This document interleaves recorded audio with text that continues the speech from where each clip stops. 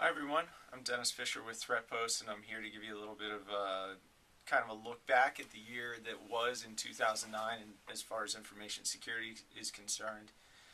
Really quick, as a journalist, I'm kind of contractually obligated to do this kind of thing and look back and talk about everything that's happened in the last year, top 10, top 1,000 stories, top hacks, all that kind of thing.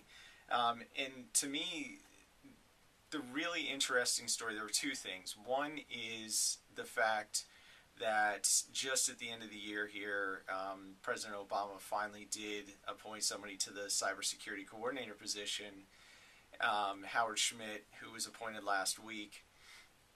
And since I've written, I don't know, 15 or 20,000 words about this year probably, I thought I'd talk about it a little. And one thing that sort of struck me in all the analysis and the advice and all the kind of things that I saw people writing after Schmidt was appointed is that people kind of assumed that he's coming in here just kind of as a placeholder, as a kind of way to quiet people down and say, okay, he finally, President Obama finally got somebody in there now. Everybody can go back to their regularly scheduled programming. But I've known Howard for probably close to 10 years now, and I don't think he would have taken this job if he didn't think he could succeed. He didn't need to take the job. He was pretty comfortable having, doing a lot of speaking, a lot of consulting, all of that kind of thing. He had no real incentive to come back to Washington unless he thought he could get the job done. What that success looks like, I'm not really sure. I'm not sure that Howard knows at this point, or that President Obama knows.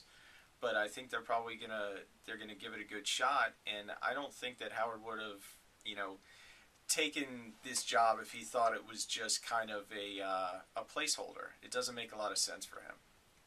But he does know his way around Washington. He's worked there before. He worked in the Bush White House. He knows what's needed to get to get things done. He knows how to work in the private sector.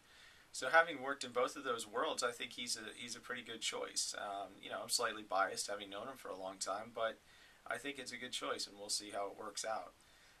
Now, the other story that I wanted to talk a little bit about, is kind of look back at 2009, is the biggest story to me outside of the Howard Schmidt appointment was probably the botnet problem, and it's obviously a story with a lot of different layers and a lot of different pieces that we were all writing about this year. But the whole thing kind of evolved. It's not just a denial of service problem anymore. It's not just a cybercrime problem.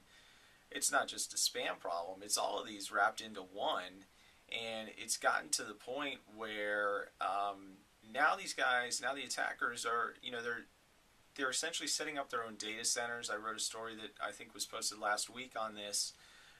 They're getting large blocks of IP address space in some cases and serving as their own ISPs, and that makes it a lot more difficult for law enforcement and security experts to take them down. There's nobody to complain to.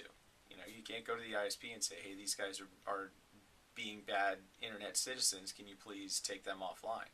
It doesn't work that way anymore. So it's a thorny problem, and I think it's probably you're gonna see some more elements and branches to it pop up in 2010. But since I don't work for an analyst firm, I think by law I'm not really allowed to make predictions for 2010. So I'll leave it to those guys and just say that I imagine 2010 will probably be another interesting year.